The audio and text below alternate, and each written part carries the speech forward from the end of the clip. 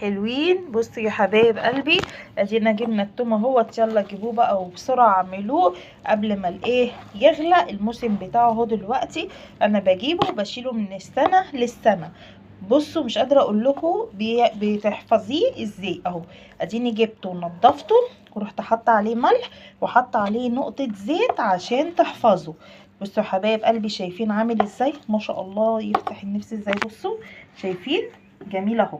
يلا بسرعه جيبوه واعملوه يا حبايبي قبل ما يغلى، ومش هتعرفوا تجيبوه طبعا، بيقعد معاكم من السنه للسنه.